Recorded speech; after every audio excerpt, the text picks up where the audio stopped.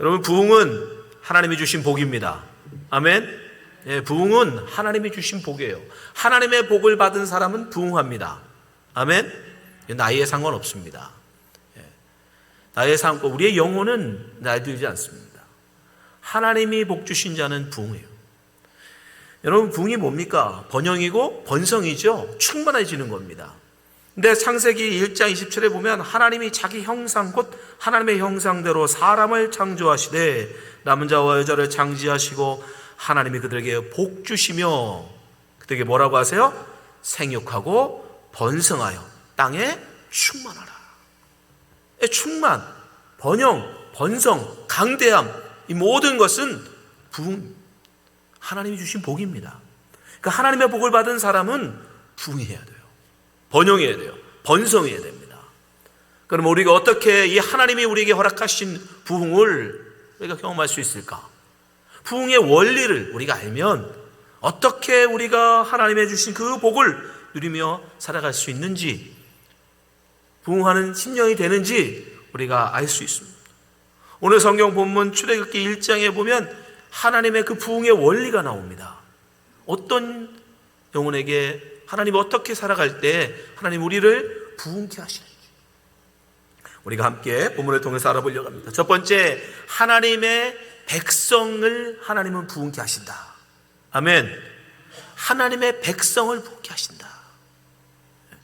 오늘 8절 9절 말씀 한번 보시기 바랍니다. 본문 8절 9절입니다. 요셉을 알지 못하는 새 왕이 일어나서 애굽을 다스리더니 그가 그 신민에게 이르되 이 백성 이스라엘 자손이 우리보다 많고 강하도다. 지금 이 시점은 요셉을 알지 못하는 새 왕이 일어난 이 시점은 자그마치 이스라엘 그 요셉의 인도로 야곱의 12 아들이 애굽으로 내려간 지 400년의 시간이 지난 뒤에, 근데 그 400년 동안 무슨 일이 일어났느냐? 애굽에서 원래 거기 살고 있던 이스라엘 사람들보다 이민으로 들어온 70명이었거든요. 70명. 70명이 이민 왔는데 그 이민 온 사람들이 더 많아진 거예요. 그 수가 우리보다 많고 강하도다. 부흥한 거죠. 원래 살고 있던 이스라엘 본토 사람들보다 이민 와서 이민 들어온 이스라엘 사람들이 더 많아졌다. 더 부흥했다. 지금 그 얘기하고 있는, 이 어찌 된 것입니까? 불과 70명으로 시작된 그들이 400년이 지난 뒤에는 그 본토 애굽 사람보다 더 많고 더 강성한 그런 민족으로 그들이 부흥했다는 것이죠. 사실 이게 가능합니까, 여러분? 우리 지금 한국 사람들이 미국에 이민 온 지가 벌써 얼마입니까? 근데 이 본토에 살고 있는 여러분, 미국 사람보다 한국 사람이 많나요? 이게 쉽지 않은 겁니다. 아무리 엄청난 배가를 한다 해도 본토인보다 많아진다는 게 쉬운 게 아니에요. 근데 하나님은 놀라운 은혜 가운데 당신의 백성 이스라엘 민족을 애굽으로 이민시키시고 그 본토인보다 더 많고 더 강하게 그들을 부흥시키셨다는 거예요. 왜 그러셨을까? 바로 하나님의 백성이기 때문입니다. 아멘. 하나님의 백성이기 때문에 하나님은 그 민족을 더 부흥케 하신 거예요. 흥하게 하신 거예요. 여러분, 우리가 하나님께 속해 있을 때 그 사람은 부흥합니다. 반대로 하나님께 떠나 있는 사람, 그 사람은 쇠하게 돼 있어요. 약해지게 돼 있어요. 결국 나중에는 멸절되게 돼 있습니다. 그것을 잘 보여주는 게 바로 사울과 다윗입니다. 사울과 다윗. 사울 왕이 죽은 뒤에도 여러분, 사울 왕가가 무너진 게 아니에요. 왜냐하면 사울 왕의 다른 가족들이 있기 때문에 여전히 사울과는 다윗과 싸워 계속 그 왕조를 이어가려고 합니다. 근데 성경에 보면 사무엘 3장 1절에 보면 그들이 그렇게 열심히 싸우는데 이렇게 기록해요. 사울의 집과 다윗의 집 사이에 전쟁이 오래매 다윗은 점점 강하여 가고 사울의 집은 점점 약하여 가니라. 다윗의 집은 점점 강하여져 가는데, 다윗의 집은 부흥하는데 사울의 집은 점점 약하여 가더라. 결국 아들이 어떻게 됩니까? 결국 다윗이 사울의 왕가를 누르고 결국 왕조를 열죠. 결국 다윗이 왕이 됩니다. 왜 그랬을까요? 바로 다윗은 하나님의 사람이었기 때문이에요. 사울은 하나님을 버렸지만 다윗은 어떤 상황 속에서도 하나님의 말씀을 따르려고 했고 하나님을 쫓았기 때문에 하나님께서 다윗의 집은 부흥케 하시고 왕성케 하시지만 사울의 집은 점점 약하여지게 한 것입니다. 사울을 얼마든지 죽일 수 있는 기회가 있었지만 다윗은 하나님의 말씀을 생각하여 죽이지 않습니다. 그것도 3번씩이나. 근데 사울은 어떻게 합니까? 사울은 그렇게 많이 경고를 했음에도 불구하고 끊임없이 안 하겠다 말하면서도 어떻게든지 기회만 있으면 다윗을 죽이려고, 심지어 위급한 상황에서는 자기가 직접 제사까지 지내버리는, 율법도 없는 거예요. 예배 형식도 없는 거예요. 그냥 자기가 마음대로 제사장 다 제쳐두고 자기가 제물 들고 가서 제사를 지냅니다. 그 하나님께서 어떻게 해요? 사울을 버리셔요. 그러니까 하나님을 떠난 사람, 하나님을 떠난 민족, 하나님을 떠난 가정은 점점 쇠하여 가는 거예요. 그러나 어려운 상황 속에서도 하나님의 말씀을 붙들고 하나님의 말씀대로 살려고 애쓰는 자는 하나님께서 그 집을 점점 강하게 하시고 부흥케 하시더라.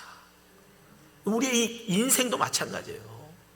여러분의 인생도 어렵고 힘든 상황 속에서, 그 속에서도 하나님의 말씀을 지키고 하나님 말씀대로 살려고 여러분들이 하나님의 사람으로 살아가면 하나님은 반드시 여러분들을 부흥케 하시고 세우실 것입니다. 점점 강하게 하실 것입니다. 그러나 적당히 힘들다고 세상하고 타협하고 적당히 말씀을 대충 지키는, 할 수 있는 것만 하는, 그러면 점점 여러분은 하나님부터 멀어질 수밖에 없고 결국 여러분 우리는 부흥으로부터 멀어질 수밖에 없어요. 여러분 꼭 기억하시기 바랍니다. 부흥은 하나님의 백성에게 주어집니다. 하나님의 사람에게 주어집니다. 여러분이 하나님 따라갈 때, 하나님 말씀에 순종할 때 여러분에게 부흥이 있는 것입니다. 두 번째, 부흥의 원리가 무엇인가? 오늘 말씀 본문을 보니까 하나님은 고난을 통해서 부흥케 하시더라. 아멘. 아멘하기 쉽지 않은 말이에요. 하나님은 그냥 이쁘게 해주시면 얼마나 좋아요. 근데 하나님은 부흥케 하시는데 고난을 통해서 우리를 부흥케 하시더라는 거예요. 고난을 통해서. 오늘 본문 10절 12절까지 보시기 바랍니다. 10절 말씀에, 자, 우리가 그들에 대하여 애굽 사람들이 지혜를 짜내죠. 야, 어떻게 전애들을, 우리보다 많아지고 우리보다 강해진 저 이스라엘 사람들을 우리가 수를 줄일까? 자, 지혜롭게 하자. 두렵건대 그들이 더 많게 되면 전쟁이 일어날 때 우리 대적과 합하여 우리와 싸우고 이 땅에서 갈까 하노라. 11절, 감독들을 그들 위에 세우고 그들에게 무거운 짐을 지워 괴롭게 하여 그들로 바로를 위하여 국고성 비돔과 라암셋을 건축하게 하니라. 괴로우면, 힘들면, 어려우면 저들이 수가 줄을 것이다. 고생하면 병들어서 일찍 죽고 자식도 많이 못 낳고 결국은 저들이 쇠하여질 거다라는 거예요. 여러분도 그렇게 생각하죠? 힘들고 어렵고 고생하면 우리가 더 힘들어지고 쪼그러들 거라. 근데 12절 말씀 보세요. 12절 같이 읽어봐요. 시작. 그러나 학대를 받을수록 더욱 번식하고 장성하니. 아멘. 아멘. 아멘. 세상 사람들은 힘들고 어려우면, 고난이 닥치면 쇠하여지고 나약해지고 죽을 거라고 생각합니다. 그런데 하나님의 사람에게 있어서는 오히려 반대로 학대를 받을수록, 고난을 받을수록 더욱 번식하고 창성하여진다는 겁니다.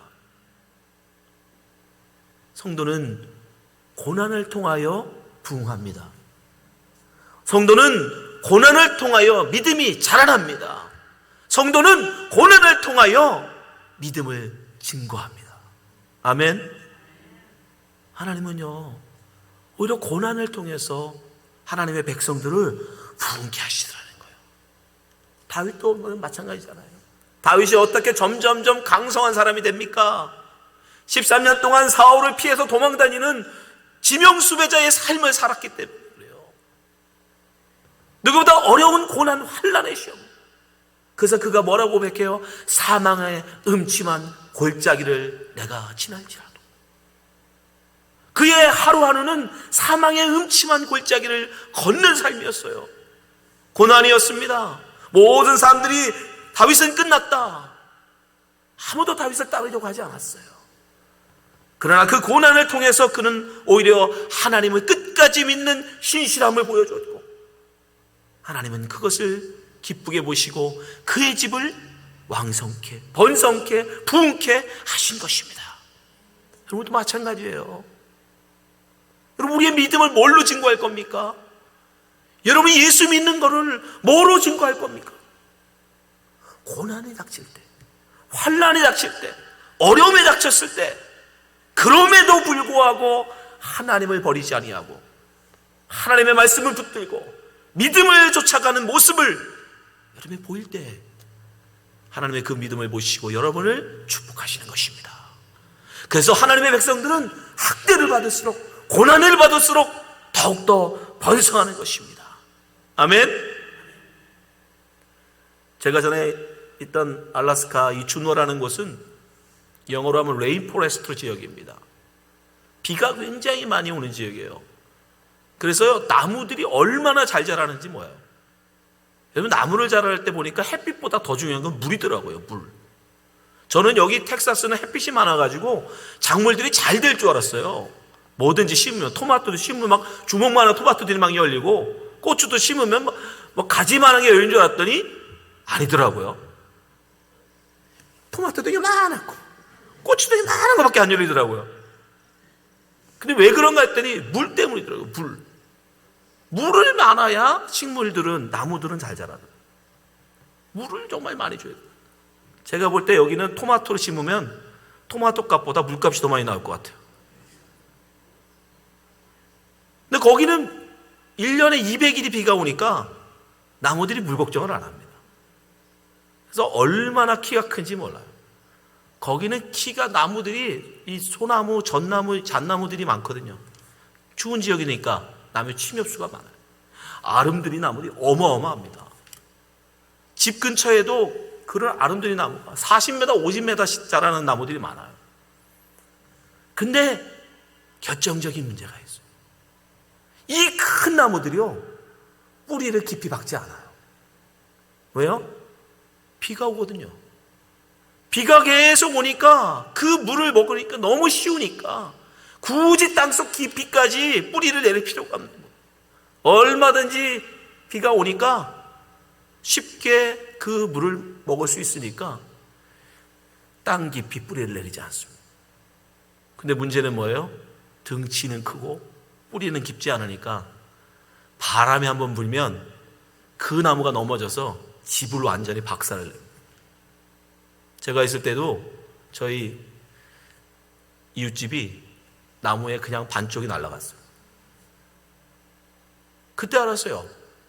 나무가 넘어지고 보니까 뿌리가 2m도 안 됩니다. 그 큰 나무가 뿌리를 너무너무 얇게 되는 거예요. 여러분, 환란이 없으면요, 비바람이 없으니까, 바람이 불어오고 그런 환란을 겪지 않으니까, 가뭄이라는 환란을 겪지 않으니까 나무들도 뿌리를 깊이 내리지 않아요. 그래서 조금만 바람이 불어도 그냥 다 넘어가는 거예요. 여러분, 우리의 신앙생활에서도 하나님 왜 고난을 주시는가? 마찬가지예요. 편하게만 환란도 없고 고난도 없고 어려움도 없이 여러분 신앙생활하면 어떻게 해요? 부흥회를 한다고 해도 안 가고, 새벽기도, 특별 새벽기도를 한다고 해도 안 가고, 그저 주일 한번 예배 나오는 그런 신앙으로 편하게 여러분, 그런 신앙생활하면 어려움이 닥쳤을 때, 환난이 닥쳤을 때 시험이 닥쳐왔을 때 여러분 100% 넘어갑니다. 못 버텨요. 그러나 힘들어도 어려워도 그 새벽잠 깨어가면서 그 먼 길을 운전해 가면서 그 캄캄한 밤에 그 어려운 상황 속에서도 정말 열심히 나가서 기도하고 부흥에 참석하고 어떻게 하든지 예배 참석하려는 그런 삶이 있을 때 어려움이 닥쳐도 환난이 닥쳐도 웬만한 시험에도 여러분 넘어지지 않는 거예요. 그거는 그래서 하나님은 우리를 부흥케 하실 때, 우리를 축복하실 때 환난을 통해서 부흥케 하시더라. 하나님의 백성은 고난을 당할수록 더욱더 번성합니다. 더욱더 부흥합니다. 우리 말씀을 듣는 오늘 이렇게 모든 성도님들이 이 부흥의 원리를 깨닫고 환난을 두려워하지 않는, 고난을 두려워하지 않는 성도가 되시기 바랍니다. 그래서 고난이 축복인 겁니다. 이거를 알면 환난이 축복인 거예요. 어려움이 나를 향한 하나님의 축복인 거예요. 나를 더 신앙의 깊이 뿌리를 받게 하시려고, 그래서 더 큰 바람이 불어와도 그 어려움이 와도 쓰러지지 말라고 하나님께서 나를 축복하시는 겁니다. 여러분들이 정말 어려움 속에서 오히려 더 깊이 뿌리를 내리시고 부흥하는 성도 되시기를 주님으로 축복합니다. 마지막으로 부흥의 원리가 뭐냐? 부흥은 하나님으로 말미암아 온다. 아멘. 부흥은 하나님으로 말미암는 것이다. 오늘 본문 20절 21절 한번 보시기 바랍니다. 하나님이 그 산파들에게 은혜를 베푸시니라. 백성은 생육이 번성하고 힘이 강대하며 산파는 하나님을 경외함으로 하나님이 그들의 집을 왕성케 하신지라. 오늘 본문 말씀에서 여러분 부흥과 같은 단어가 몇 개나 나와요. 왕성케 하다. 22절 보여주세요. 22절. 20절. 여기 보면 번성과 강대라는 단어가 나오죠. 그죠? 21절에는 왕성.